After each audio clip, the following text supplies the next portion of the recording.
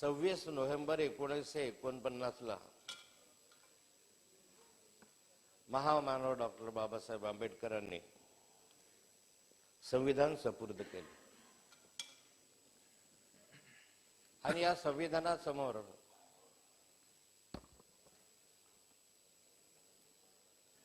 संविधानामध्ये एससी आणि एसटी या दोन प्रवर्गांना आपल्या त्या ठिकाणी या दोन जातींना त्या ठिकाणी आरक्षण देण्याचा निर्णय त्या संविधानामध्ये दिला।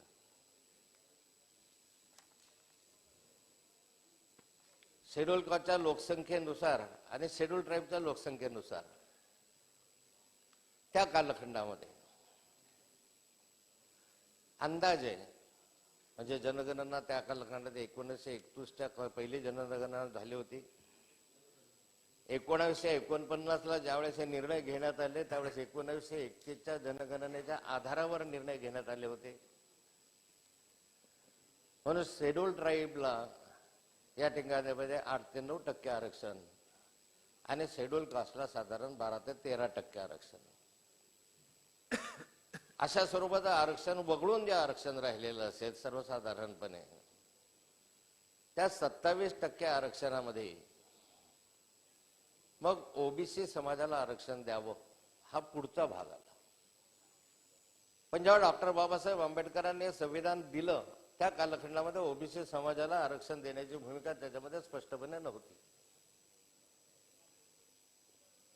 डॉक्टर बाबासाहेब आंबेडकरांनी ज्या कालखंडामध्ये संविधानाच्या दृष्टिकोनातून ज्या बैठका घेतल्या आणि ज्याच्यामध्ये आरक्षणाचे ज्या वेळेस विषय आले त्यांच्या मंत्रिमंडळामध्ये डॉक्टर पंजाबराव देशमुख हे एक सन्माननीय सदस्य घटना समितीमध्ये होते आणि मंत्रिमंडळामध्ये होते।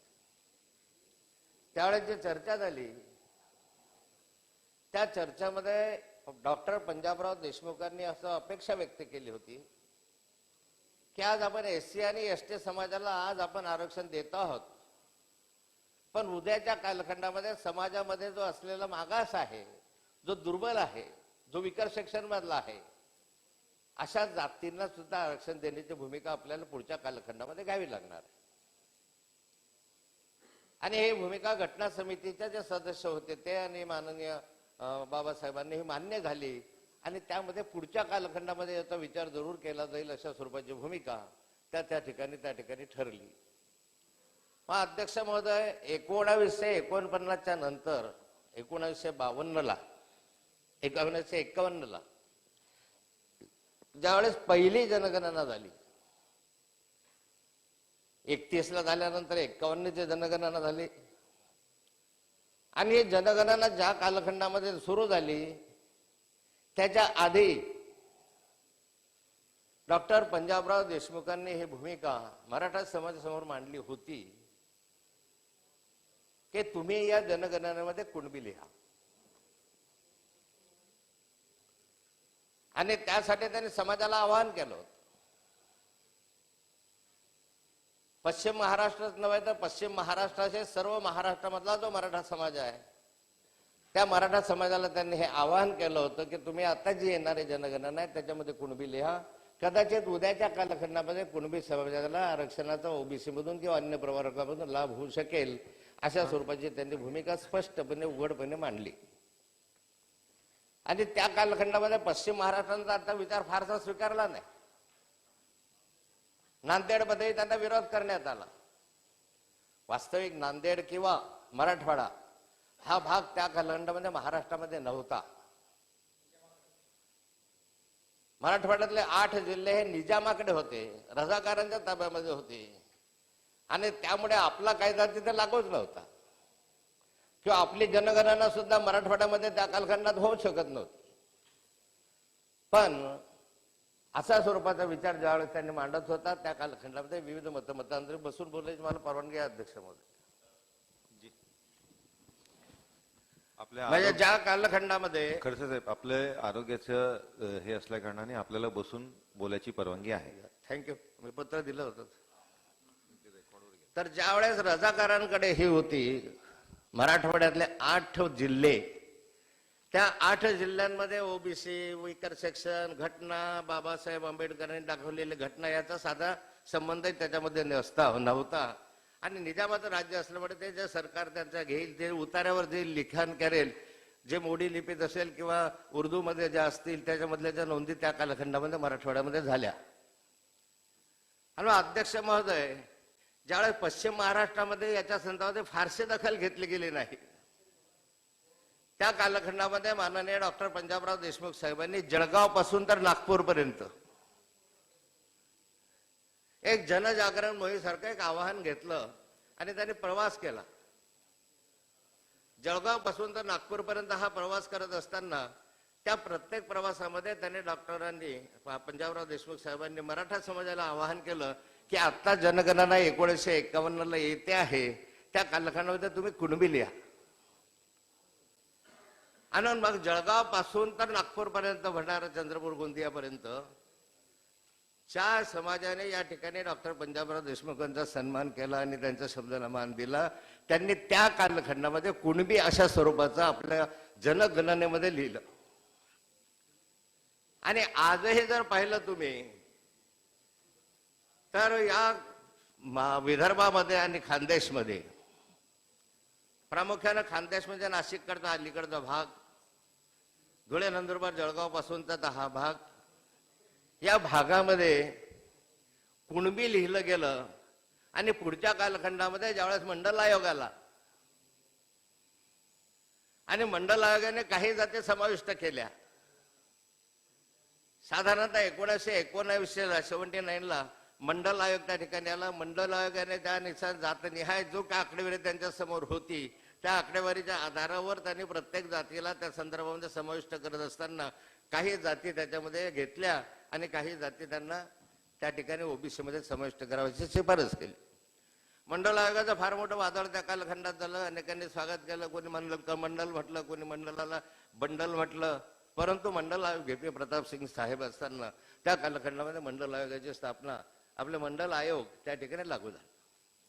हा ज्यावेळेस मंडल आयोग लागू झाला त्या कालखंडानंतरच्या कालखंडामध्ये 1993ला ज्यावेळेस केंद्र सरकारचे अवॉर्ड डिक्लेअर, आपलं केंद्र सरकारने आपलं गॅजेट, जे केंद्र सरकारचं गॅजेट आलं, त्या गॅजेट मधल्या 17व्या क्रमांकावर, जे 93चं गॅजेट आहे त्या 17व्या क्रमांकावर जे लिहिलं गेलं त्याच्यामध्ये त्यांनी लिहिलं आहे कुणबी.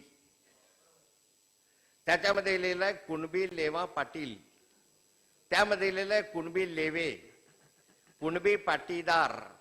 खरं म्हणजे लेवा पाटील, पाटीदार, लेवे एवढाच त्याच्यामधला जो उल्लेख आहे ज्या समाजामध्ये त्या ठिकाणी करण्यात आलेला होता. पण तेव्हापासून जे कुणबी ही रचना त्याच्यामध्ये ती आली.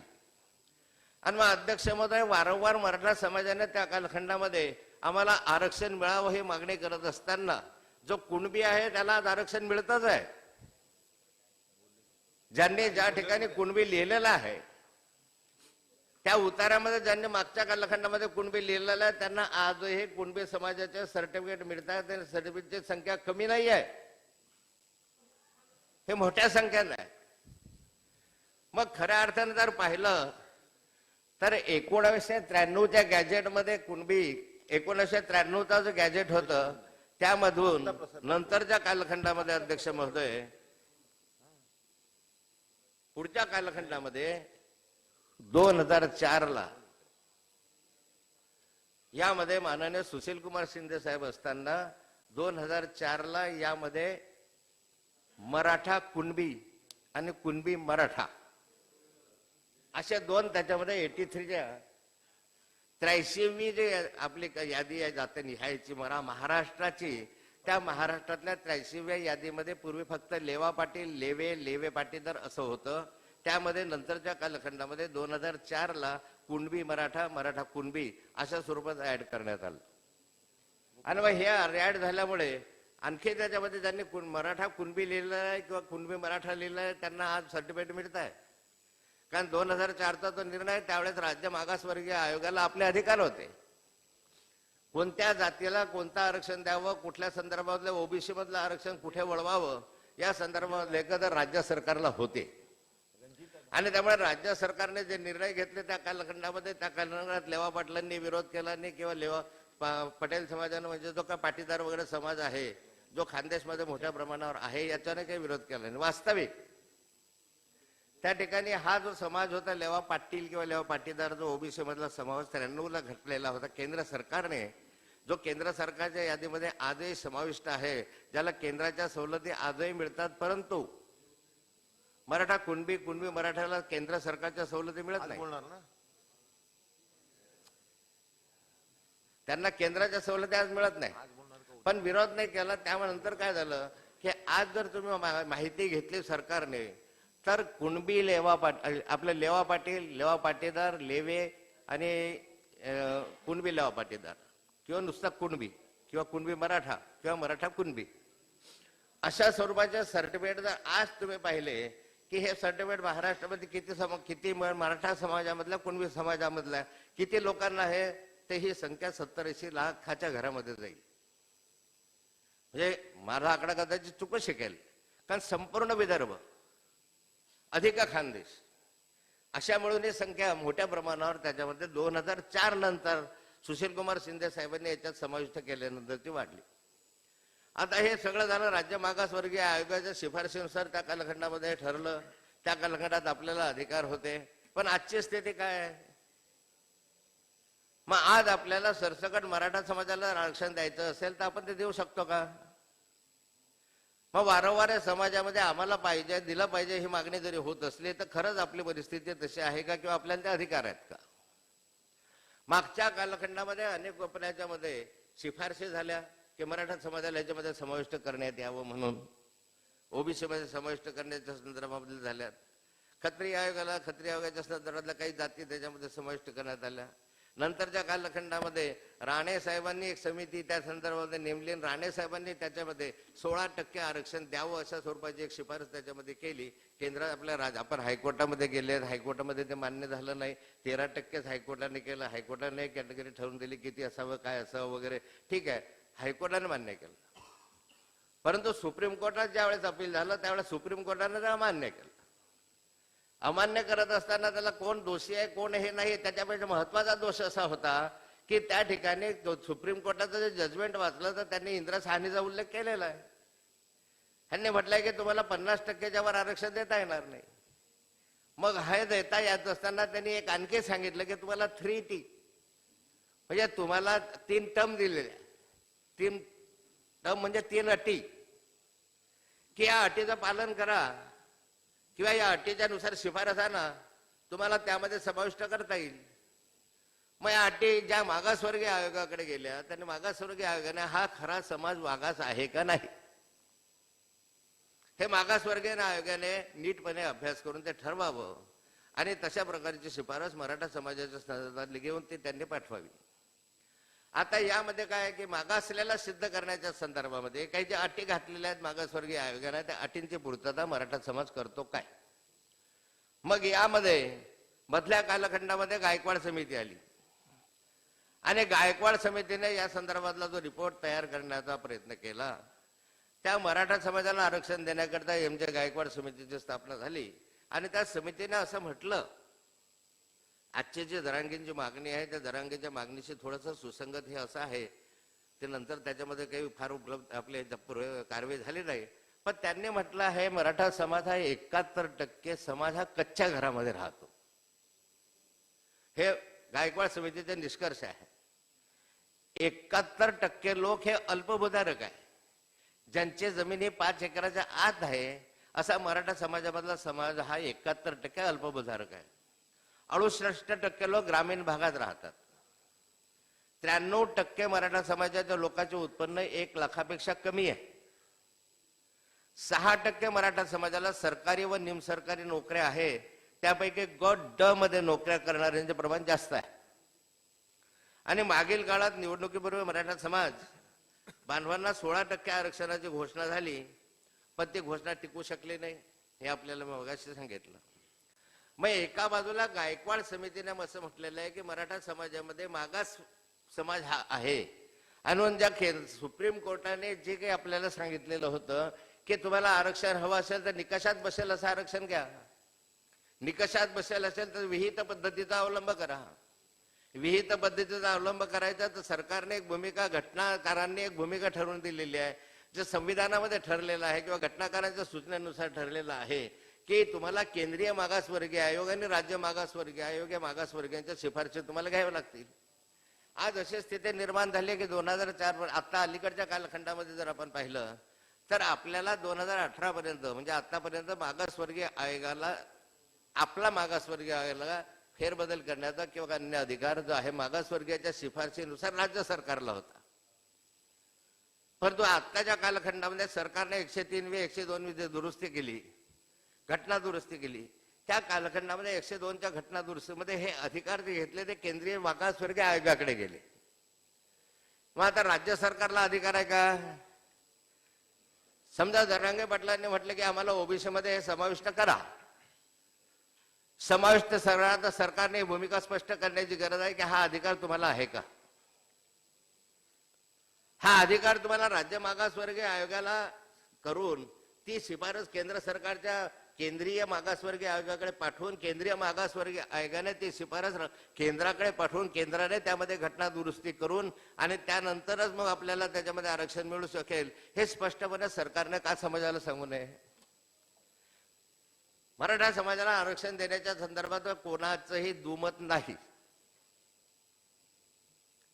पण एवढी नक्की गोष्ट आहे की मराठा समाजाला आरक्षण देत असताना जे इतर समाजाला आरक्षण दिलेलं आहे त्याला धक्का लागता नाही, हे वारंवार या सभागृहामध्ये सर्व नेत्यांनी मान्य केलं. आम्हीच केलं नाही, हे राज्यकर्त्यांनी पण वारंवार सांगितलेलं आहे किंवा समाजाला आरक्षण द्यायला आमची कुठली हरकत नाही, पण मागासवर्गीय समाजाला आरक्षण देत असताना इतर समाजाचा जो काही आहे त्याच्या आरक्षणाला धक्का लागू नये. आता याच्यामध्ये नैसर्गिक न्याय तत्वानुसार जर आपण पकडायला गेलो याच्यामध्ये तर मागासवर्गीय समाजाला म्हणजे इतर समाजाला धक्का न लागता आरक्षण द्यायला मग कसं द्यायचं असेल तर तुम्हाला संविधानानुसारच द्यावं लागणार आहे. तुम्हाला तो अधिकारच नाही. किती आंदोलन झालंय, किती उपोषण केलंय किंवा किती केलं तरी सरकारच्या माध्यमातून केंद्र सरकारकडे शिफारस जाऊन केंद्राने घटनेमध्ये दुरुस्ती केल्याशिवाय आता मराठा समाजाला आरक्षण मिळणं आणि तेही कोणतं, या आरक्षणाला धक्का न लावता जर द्यायचं असेल तर ही पद्धती करावी लागेल. आता ओबीसी मधलं आरक्षण आम्हाला द्या असं जर म्हणायचं असेल किंवा तशी जर समाजाची मागणी असेल तर ओबीसी मध्ये आधी 341 जाती करून ठेवलेल्या आहे. आधी जेवढ्या मोठ्या जाती त्याच्यामध्ये आणि काही जातींची त्याच्यामध्ये छोट्या छोट्या जातींची त्याच्यामध्ये मागणी आहे. मग असं मी सांगितलं की 83 मध्ये जी 83 तुम्ही राज्य सरकारची 83 जातींची यादी जर पाहिली त्या जात न्यायामध्ये येते 83व्या क्रमांकावर लेवा पाटील तर याच्यामध्ये मराठा कुणबी मराठा घातल्यामुळे आधीच ती संख्या वाढली. आता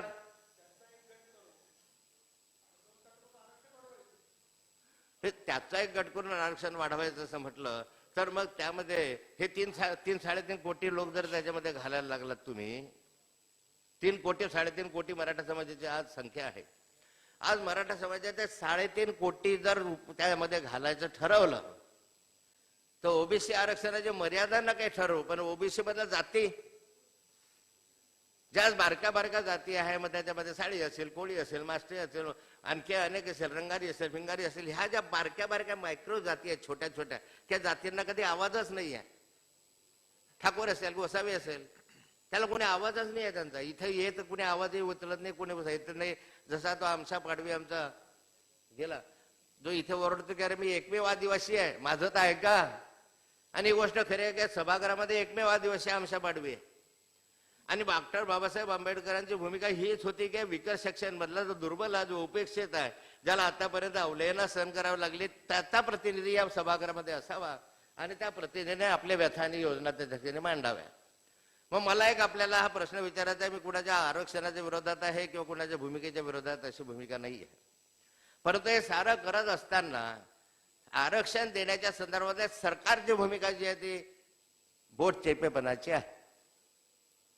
वातावरण का बिघडत चाललं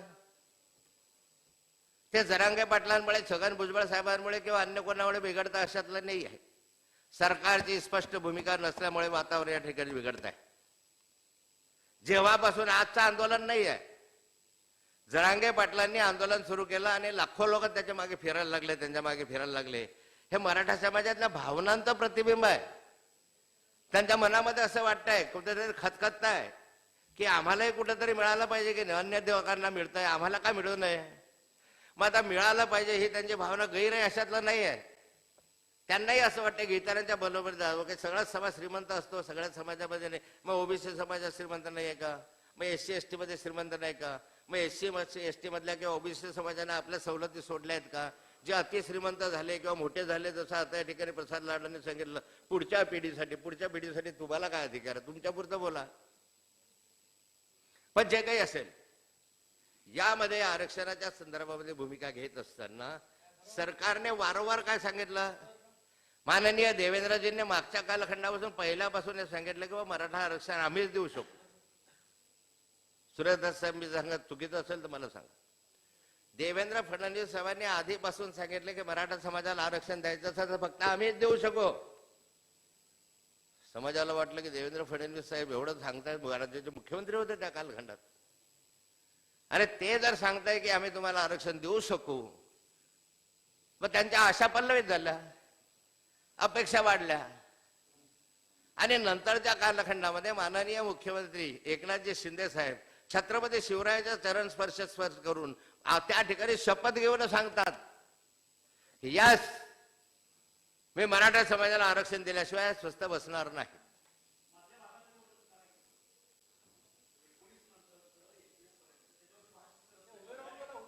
करतो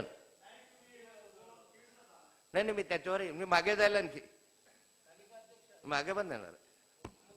19 ते 21 पर्यंतही जाईल मी तुम्हाला, त्याचा वाद नाही. पण जे आहे ते मांडत असताना येईल 19 आलं ना मध्ये स्टेटमेंट. तुम्ही माझ्याकडे बघून बोला ना, मी त्यांच्याकडे बघून बोलतोय की ते आता एकमेव मंत्री सभागृहात आहे.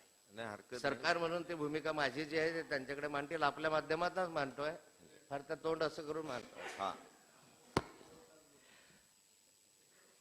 तर त्या कालखंडामध्ये देवेंद्रजींनी भूमिका घेतली, माननीय एकनाथजी शिंदे साहेबांनी भूमिका घेतली. आणि स्वाभाविक आहे की एवढा मोठा समाज ज्यावेळेस रस्त्यावर येतोय, एवढा मोठा समाज एकत्र येतो आहे, त्याच्यावर प्रश्नचिन्ह उभे करू नका. कसे आले, काय आले, कोण पैसे दिले, कोण कसं करतोय, कोण खर्च करतोय, हे प्रश्नचिन्ह उभे करण्यामध्ये एकत्र येत आहे.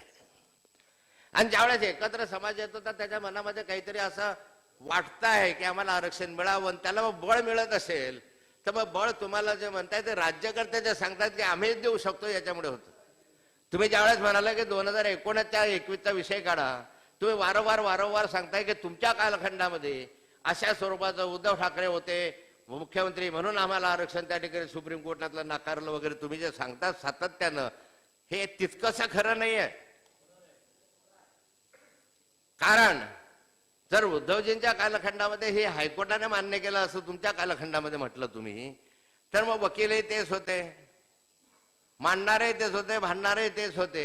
मग सुप्रीम कोर्टाने जे निर्णय दिले त्या निर्णयाचं वाचन करत असताना त्यांनी हे कारण दिलं नाही. उलट असं एक पुढे आलं की त्या कालखंडामधले जे सरकारी वकील कुंभकोणी होते त्यांचं वर्तमानपत्रातलं स्टेटमेंट मी वाचलं की त्यांनी असं म्हटलं होतं की मला माझी भूमिका जी मराठा आरक्षणाच्या संदर्भामधली आहे ती देवेंद्र फडणवीस साहेबांनी मला मांडू दिले नाही, असं कुंभकोणी साहेबांनी वर्तमानपत्रामध्ये आपलं स्टेटमेंट दिलं. काय खरं खोटं ते कुंभकोणी आणि देवेंद्रजींना, मी त्याच्यावर भाष्य करणार नाही. पण मग दुसऱ्या वेळेस आपण म्हणायचं की उद्धवजींनी या संदर्भामधलं असं केलं, तर त्या कालखंडात हे का नाही म्हणत की कुंभकोणी असे का बोलले? मग त्या कालखंडामध्ये 1921चा जो निकाल झाला सुप्रीम कोर्टाचा, त्या सुप्रीम कोर्टाच्या आदेश याच्यामध्ये इंदिरा साहनीचा उल्लेख आहे. आणि हेच म्हटलंय की मग तुम्हाला 50% 51%च्या वर आरक्षण देता येणार नाही. माझा प्रश्न असा आहे की 51%च्या 50%च्या वर आरक्षण द्यायचं नाही तुम्हाला ओबीसी मधून आरक्षण द्यावं असे मराठा समाजाच्या जरांगे पाटलांच्या माध्यमातून भूमिका आहे. मराठा समाजाला आरक्षण द्यायला हरकत नाही, परंतु ओबीसीच्या आरक्षणाला धक्का न लावता द्यावं असं सर्व समाजांमधल्या बहुतांश लोकांचं मत आहे. आणि म्हणून सरकारचे मत तेच होत आहे. वारंवार सरकारी पक्षाकडनं पण तेच म्हटलं गेलं पूर्वीच्या कालखंडामध्ये की ओबीसी आरक्षणाला धक्का न लावता आम्ही आरक्षण देऊ. मग हे सगळं जर खरं आहे तर मग आरक्षण देण्याच्या संदर्भामध्ये सरकारने आतापर्यंत भूमिका का स्पष्ट केली नाही? प्रकरण वाढत गेलंय. आजचं नाही, एका दिवसातलं नाही. 1982ला ज्यावेळेस पहिल्यांदा मराठा समाजाच्या आरक्षणाची मागणी ही पहिल्यांदा केली गेली, मग ते अण्णासाहेब शिंदे असतील का अन्य त्या संदर्भात हळूच हळूच कुणीतरी उगारलं, आपलं बोललं, हे तर सुरुवात झाली ना कुठे ना कुठे. तेव्हापासून तर आज तक सरकार का तुमचे झाले, माझे झाले, मी होतो, तुम्ही होते, परंतु एवढी तीव्रता, एवढी उग्रता त्या ह्याच्यामध्ये नव्हती. आणि मग त्यावेळेस सुशीलकुमार शिंदे साहेबांनी 2004ला यामध्ये कुणबी मराठा कुणबी हा त्याच्यामध्ये समाविष्ट केल्यामुळे काही प्रमाणात शांतता झाली. मग आता मला असं म्हणायचं आहे राज्य सरकारला की ज्यावेळेस ईडब्ल्यूएसचं आरक्षण कुणी मागणी केली, ईडब्ल्यूएसचे देशामधल्या एका तरी माणसानं सांगावं की हो ईडब्ल्यूएसचं आरक्षण, ईडब्ल्यूएसला आरक्षण मिळालं पाहिजे, इकॉनॉमिक विकर सेक्शनला आरक्षण देण्याच्या संदर्भात आमची मागणी आहे आणि म्हणून घटनेमध्ये दुरुस्ती करा. कपिल पाटील, ही मागणी आहे कुणाची? कुणाची मागणी नसताना सरकारने सो मोटिव्ह या संदर्भामध्ये निर्णय घेता स्वागत आहे. निर्णय या निर्णयामध्ये सर्व जाती आल्या, त्यात मराठा समाजही आला. 8 लाखापर्यंत उत्पन्न असलेल्या ज्या कोणी विकर सेक्शन मधले असतील ते सगळे त्याच्यामध्ये आले. मग अध्यक्षवाद माझा प्रश्न असा आहे की जर ईडब्ल्यूएच्या संदर्भामध्ये केंद्र सरकार स्वतः पुढाकार घेऊन घटना दुरुस्ती करून 49.5% ऐवजी जे राज्याचं नाही सध्या राज्यामध्ये आपल्याकडे 52% आरक्षण पण एसबीसीला दिलं, गोवारी समाजाचं आंदोलन झालं, 100च्या वर लोक याच ठिकाणी चिरडले गेले, आम्ही त्याचे साक्षीदारही आहोत. त्या कालखंडामध्ये पिचड साहेबांनी राजीनामा दिला वगैरे जो इतिहास झाला, त्या कालखंडामध्ये स्वर्गीय गोपीनाथजी मुंडे यांनी 2% आरक्षण अधिकचा तुम्हाला एसबीसी स्पेशल बॅकवर्ड क्लास म्हणून देऊ आणि त्यामुळे गोवारी समाज, कोळी समाज वगैरे समाजाला 2% आरक्षण दिलं. त्या आरक्षणाला कोणी चॅलेंज केलं नाही, त्याला आव्हान दिलं नाही, कारण त्याच्यामध्ये एक भावनात्मक विषय होता. 100च्या वर लोक चेंगराचेंगरीमध्ये या ठिकाणी आदिवासी बांधव गोवारी समाजाने मरण पावले. त्यावेळेस आदिवासींच्या बाजूला आपली भावनाही होती, आजही आहे. खरंच विकर सेक्शन मधला खरंच गोरगरीब माणसाला, दुर्बल माणसाला, आदिवासीला त्या ठिकाणी आरक्षण दिलं, त्याचा आनंदच व्यक्त केला गेला, कुणी त्याच्यामध्ये म्हटलं नाही. मग आता मराठा समाजाला आरक्षण देत असताना आपल्याला अशी भीती का वाटते सरकारला की याला कोणी चॅलेंज करेल का? जर गोवारी समाजाचं 2% 50चं 52 झालं त्यावेळेस कोणी केलं नाही, मग आत्ता या ठिकाणी मराठा समाजाला आरक्षण देत असताना सरकारला ही भीती का वाटावी? मग सरकारला जर प्रामाणिकपणे इच्छा आहेच तर सरकारने मागासवर्गीय आयोगाकडे परत याची शिफारस करावी. जो राज्य मागासवर्गीय आयोग आहे त्या आयोगाने ते जे सुप्रीम कोर्टाने देणार नाही असं म्हटलेलं नाही. सुप्रीम कोर्टाने म्हटलंय तुम्हाला मागासमध्ये घालायचं असेल तर या अटींची पूर्तता तुम्ही करा. तुम्हाला मागासवर्गीय आयोगाच्या शिफारशी केंद्राकडे पाठवा, केंद्रीय मागासवर्गीय आयोगाची शिफारस राज्याकडे, दिल्लीकडे पाठवा, आपल्या केंद्र सरकारकडे पाठवा. केंद्र सरकारने दुरुस्ती करून त्या संदर्भात द्यावं. हे विहित पद्धत आहे संविधानानुसार दिलेली. मग सुप्रीम कोर्टाने नाकारलं. सुप्रीम कोर्टाला मग उद्धव ठाकरे साहेब असताना त्यांनी नीट मांडणी केली नाही वगैरे वगैरे ह्या विषयावर उगाच त्याच्याकडे जात असताना आपण मग हे करायचंच ठरवलं तर ठीक आहे, त्या कालखंडात नाही झालं. मग आता सुप्रीम कोर्टाने ज्या गाईडलाईन्स दिलेल्या त्यानुसार तरी तुम्ही द्या ना, मग जा तुम्ही त्या संदर्भामध्ये. मग आता ज्या ठिकाणी मी मान्य करतो की गायकवाड समितीने जो रिपोर्ट आपल्याकडे सादर केला त्यामध्ये त्यांनी म्हटलेलं आहे ना की मराठा समाजाला आरक्षण देत असताना ह्या बाबी त्याने सामाजिक परिस्थिती, आर्थिक परिस्थितीवर आधारित केलं. पण मग त्याच्यामध्ये दुसरा एक सेक्शन तोही आहे की सामाजिक परिस्थितीचं अवलोकन करा. सामाजिक परिस्थिती म्हणजे मग तुमच्या चालीरीती कशी आहे, तुमची जीवन पद्धती कशी आहे, तुमची लग्न पद्धती कशी आहे, तुमच्या मेल्यानंतरचे काय उपक्रम केले जातात, दहनानंतरचे काय केले जातात, कशा रीतीनं चाली राहते, यात्रा समारंभ वगैरे साजरे केले जातात, लग्न समारंभामध्ये काय केलं जातं, तुमची वेशभूषा काय आहे, वेशभूषेनंतर तुमच्या ह्याच्यामध्ये लग्न पद्धतीमध्ये जे घटस्फोट दिले जातात ते कसे देतात, तुमच्या पंचमंडळ त्या ठिकाणी आहेत का वगैरे ज्या बाती आहेत ह्या सगळ्यांची तपासणी करून मग मागासवर्गीय आयोग मागास ठरवतो. मग आपल्याला जर असं वाटत असेल तर नुसत्या गायकवाड समितीने वरवर शिफारशी केल्या, त्यांनी मान्यच आहे की त्यांनी केलेल्या ज्या काही आहेत त्या बरोबर आहे. त्यामध्ये मागास मराठा समाजामध्ये विकर म्हणून आहेच आहे हे आपण म्हणजे आता हे माहिती आहे की जो 50 एकरावाला होता 10 एकरवाला, 10 एकरवाला 5 एकरवाला आला, ही आपण परिस्थिती मान्यच करणार आहोत. मी असं म्हणणार नाही की 5 एकराचे 5 मुलं झाले तर त्याच्यामध्ये 25 एकर का वाढले नाही, पण जे वस्तुस्थिती आहे ते मान्य आहे. आज हे वस्तुस्थिती आहे की जसा वंजारी समाज ज्या समाजामध्ये आज मोठ्या प्रमाणावर ऊसतोडणी कामगार आहेत, त्याच्या खालोखाल मराठा समाजातले ऊसतोडणी कामगार आहे. आजही आमच्या कारखान्यांकडे जर परिस्थिती पाहिलं तर ते आहे, ही मान्य आहे. आता हे सगळं असताना फक्त त्याची भूमिका जी आहे ते नीटपणे मांडले गेले पाहिजे. हे जे आहे शेवटी भावनेच्या आधारावर आरक्षण तुम्हाला मिळणार नाही आहे. मला मिळालंच पाहिजे म्हणून तुम्हाला आरक्षण मिळणार नाही. तुम्ही राजकीय वापर केला तरी तुम्हाला आरक्षण मिळणार नाही. तुम्हाला संविधानाच्या चौकटीमध्ये राहून संविधानाच्या चौकटीतल्या अटी आणि शर्तता पूर्ण करून केंद्र सरकारने त्या ठिकाणी जावं. माझं म्हणणं असे, केंद्र सरकारने जर 50% वरून 60% आरक्षण, 49.5% वरून 59.5% आरक्षण EWS मुळे जर घटना दुरुस्ती करून करू शकलं तर मराठा समाजासाठीचं आरक्षण करण्याला तुम्हाला काय कमी? तुम्ही EWS साठी करू शकता आणि मग मराठा समाजासाठी आणखी वाढवा ना, 10 आणि 15 आणि 16% वाढवा. राणे समितीने जर 16% दिलं असेल तर 16% करा. सुप्रीम कोर्टाने जर 13% तुम्हाला सांगितलं असेल तर 13% करा. पण घटनेमध्ये दुरुस्ती करून करण्याच्या संदर्भामध्ये राज्यामध्ये तुमचं सरकार आहे, केंद्रामध्ये तुमचं सरकार आहे आणि मग एकांतरित तुमच्या सगळ्या सरकार असताना तुम्ही कुठेतरी राजकीय दृष्ट्या कमी पडतात का? तुम्हाला जर करायचंच आहे ते हे सांगू नका आम्हीच करणार होणार. हे करत असताना तुम्ही सांगा 24 आता या 24 डिसेंबरची मर्यादा त्यांनी सांगितली आहे. तुम्ही कदाचित 2 जानेवारीपर्यंत काय करत असाल, खरं आनंद आहे. आणखी 2 जानेवारीचे 12 जानेवारीपर्यंत मदत द्या, पण त्यांना द्या. देत असताना इतर समाज अंगावर येणार नाही याची काळजी घ्या. धनगर समाज आरक्षण मागता म्हणजे पडळकर साहेब रोज म्हणतात आरक्षण देऊ. मला माहिती आहे, मी भारतीय जनता पार्टीमध्ये असताना आम्ही सोलापूरला 2004ला माननीय अटलजींना त्या ठिकाणी बोलवलं होतं आणि अटलजींनी देशाच्या पंतप्रधानांनी सांगितलं होतं की धनगर समाजाला शेड्यूल ट्राईब मध्ये आरक्षण आम्ही देऊ आणि त्यासाठी आम्ही घटना दुरुस्ती करू. दुर्दैवाने त्यानंतर सरकार आलं नाही. मला आठवतं की त्या ठिकाणी व्यासपीठावर मी पण होतो. आम्ही तर ढोल वगैरे अटलजींच्या गळ्यामध्ये घातला, त्यांना वाजवून ते वगैरे वगैरे वगैरे ते सोडा. पण दुर्दैवाने तर सरकार आलं नाही. ते मला अटलजींनाही मला दोष देता येणार नाही कारण ते आलेच नाही नंतर. पण मग एक गोष्ट तुम्हाला माहिती आहे की धनगर समाजाला आरक्षण तुम्ही देऊ शकता का? इकडे म्हणता आदिवासींच्या आरक्षणाला धक्का न लावता धनगर समाजाला आम्ही आरक्षण, तर तुमच्या हातातच नाही आहे.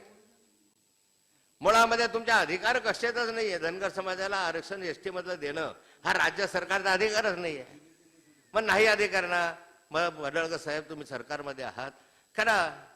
जसा मराठा समाजाच्या संदर्भामध्ये या ठिकाणी चर्चा करून आपण काही निर्णयाप्रती येऊ, तसं धनगर समाजाच्या या, आदिवासी कोळी समाजाच्या, लिंगायत समाजाच्या या अनेक समाज असे आहे की ते आरक्षणाची वाट पाहत आहे. कोळी समाज आमच्याकडे मोठ्या प्रमाणावर महाराष्ट्रामधल्या कोळी समाजानं मागच्या महिन्यामध्ये आंदोलन केलं. आम्हाला शेड्यूल ट्राईब मध्ये घातलं पाहिजे अशी त्याची भूमिका आहे. मी वारंवार सभागृहामध्ये बऱ्याचदा म्हटले की कोळी समाजाला आरक्षण देत असताना खरा कोळी समाज आदिवासी आहे की नाही हे ठरवत. तुम्ही म्हणता ते आदिवासी नाही आहे. बरं नाही म्हणजे कशासाठी? हा मूळ आदिवासी. आता मूळ आदिवासी मध्ये विषय जातो की मग महर्षी वाल्मिक कोण होते? मग रामायणाच्या कालखंडामध्ये जंगलामध्ये राहणारा जो होता, जो वाल्या कोळी म्हणायचे, नंतर वाल्मिक ऋषी झाले, नंतर महर्षी वाल्मिक झाले. मग त्या कालखंडामध्ये त्याचा अधिकारच आहे. तो म्हणतो मी जंगलातच राहणार होतो, मला पुराव्याचे, मला प्रमाणपत्राची गरज काय? आणि मग मला मिळालं पाहिजे म्हणून तर रस्त्यावर आहे. धनगर समाज म्हणतो की धनगड आहे आणि धनगडला उत्तर प्रदेश बिहारमध्ये धनगड समाजाला त्या ठिकाणी जातीचे दाखले मिळत आहेत.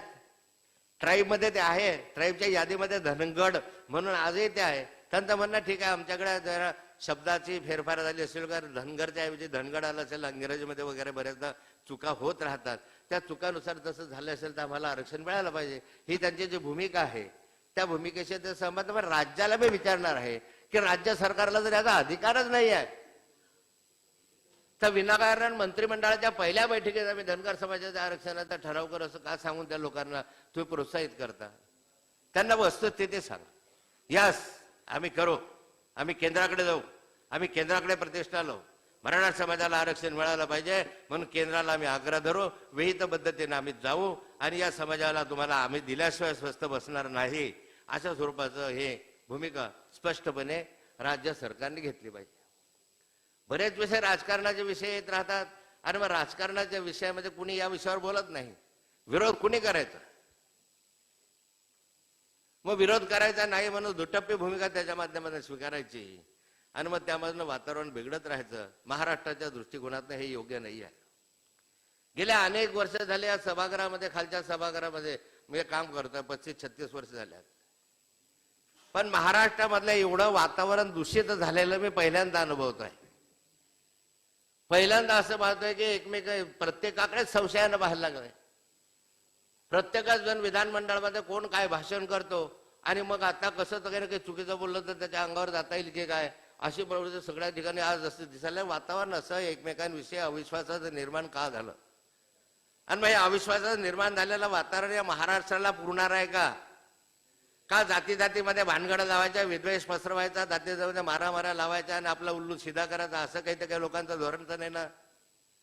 मग राज्य सरकारने गंभीरतेने घेण्याची गरज. माझा राज्य सरकारला आग्रह आहे, जी काही असेल उद्या जे उत्तर द्याल तुम्ही, पण ते स्पष्टपणे उत्तर दिलं पाहिजे. उगाच गुळमुळीत उत्तर देऊ नये की आम्ही हो करणार आणि करणार. स्पष्ट एक धोरण आहे. काही इतक्या दिवसाच्या आता मी आरक्षण न करू, इतक्या दिवसात केंद्र सरकारकडे जाऊ. तुम्ही जाणार आहात ना इथेनॉलसाठी, तुम्ही जाणार आहात ना साखर कारखान्यांसाठी, मग तुम्ही या ठिकाणी या विषयाला घेऊन जा माननीय पंतप्रधान मोदींकडे, माननीय राजनाथ सिंगांकडे, माननीय गृहमंत्र्यांकडे. हा विषय घेऊन जा ना की महाराष्ट्र पेटलाय, महाराष्ट्र अशांत आहे, जाती जातीमध्ये एक संभ्रमाचा संशयाचं वातावरण आहे. हे वातावरण शांत. उद्या काय होईल मला सांगता येत नाही, भीती वाटते. उद्या समाजामध्ये तेढ वाढले तर भीती वाटते. आणि आम्हाला माहिती नव्हतं. मी लेवा पाटील आहे, मी कुणबी लेवा पाटील. मला हे आम्हाला माहीतच नव्हतं की अशा स्वरूपाच्या भानगडी काय त्या. मग आमच्याकडे भानगडी, मग कुणबी कोण, लेवा पाटील कोण, मराठा पाटील कोण, मराठा कुणबी कोण, कुणबी मराठा कोण, हे आम्हीच लावलेल्या भानगे आम्हाला परवडतं. मग कधी होत आहे, मग तुम्ही आमच्या कशी काय मग बेटी काय म्हणता रोटी बेटी व्यवहार का करत नाही? मग रोटी बेटी व्यवहार करा. मग त्यावेळेस कुठे गेले? पश्चिम महाराष्ट्रामध्ये ज्यावेळेस डॉक्टर पंजाबराव देशमुख यांनी आवाहन केलं सातारा, सांगली, कोल्हापूर, सोलापूर आणि नगर जिल्ह्यापर्यंत की तुम्ही या, तुम्ही कुणबी लिहा, त्या कालखंडामध्ये त्या समाजाने म्हटलं की आज आम्हाला आवश्यकता वाटत नाही, योग्य वेळी आम्ही विचार करू. त्यांनी नाही केलं. ठीक आहे, त्यांनी नाही केलं. आजही तुम्ही पाहत असाल तर मराठवाडा फक्त त्याच्यामध्ये पहिले 8 जिल्हे मराठवाड्यातले का पुढे आले? कारण मराठवाडा महाराष्ट्रात नव्हताच. त्या कालखंडामध्ये मराठवाडा महाराष्ट्रात नसल्यामुळे त्यांच्यावर तो अन्याय झाला. निदान महाराष्ट्रात तरी कुणबी लिहिलं गेलं, पण त्यांना ती पण संधी नव्हती ना. 1951ला ती पण संधी जनगणनेमध्ये नव्हती. म्हणून या ठिकाणी 1931ची जनगणना, नंतरच्या कालखंडामध्ये झालेली 51ची जनगणना, आणि या जनगणनेनुसार आता जातनिहाय जनगणना करण्याची आवश्यकता आहे. जोपर्यंत तुम्ही जातनिहाय जनगणना करत नाही तोपर्यंत कोणता समाज किती आहे कसं समजेल? मागास. मग मागास आहे, अति मागास आहे, दुर्बल आहे वगैरे अनेकांनी विषय मांडलेत. कपिल पाटील साहेबांनी मांडले, अनेकांनी विषय मांडले या ठिकाणी की तुम्हाला हे फार कठीण आहे अशातलं नाही. गावागावापर्यंत कोण कोणत्या समाजामधला आहे हे गावागावातल्या त्या ग्रामसेवकाला, त्या तलाठ्याला, त्या ह्याला हे सगळं झालं पाहिजे. आणि जातनिहाय जनगणना करायची असेल तर या विधानमंडळाच्या याच सत्रामध्ये जातनिहाय जनगणनेचा ठराव आत्ता केला पाहिजे. आत्ता तुम्हाला जर खरंच मागासवर्ग शोधायचे असतील, खऱ्या अर्थाने दुर्बल माणसाला न्याय द्यायचा असेल, खऱ्या अर्थानं नियोजन पुढचं करायचं असेल, तर त्या नियोजनामध्ये आजपर्यंत जे झालेली नाही जात, बिहारनं केलं की नाही? टिकली ना. बाकीच्या राज्यांनी केली ना, टिकली ना. मग या ठिकाणी जात निहाय गणना जर बिहारमध्ये ते करू शकतात तर ही जात निहाय जनगणना महाराष्ट्रामध्ये करण्याला आपल्याला काय आक्षेप आहे? माझी विनंती राहणार आहे की बरेचसे चित्र त्याच्या पायाभूत, ज्याला म्हणतो की पाया जो आहे तो कशावर आधारलेला आहे, तुमच्याकडे सांख्यिकी आली पाहिजे, तुमच्याकडे स्टॅटिस्टिक असलं पाहिजे. त्या स्टॅटिस्टिकच्या आधारावर खरी वस्तुस्थिती समोर तुमच्या येईल.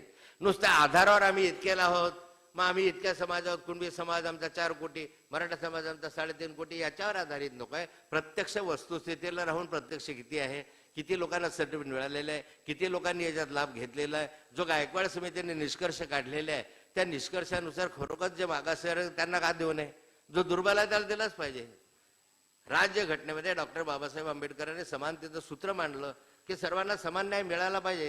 आणि एकच मिनिट, हे जर करत असाल तर जातनिहाय जनगणनेला प्राधान्य देऊन याच सभागृहामध्ये ठराव झाला पाहिजे. आणि माझी विनंती आहे, सरकारने या संदर्भातला निर्णय या सभागृहामध्ये आता जाहीर केला पाहिजे. तो सुस्पष्ट असला पाहिजे, तो सुस्पष्ट असला पाहिजे.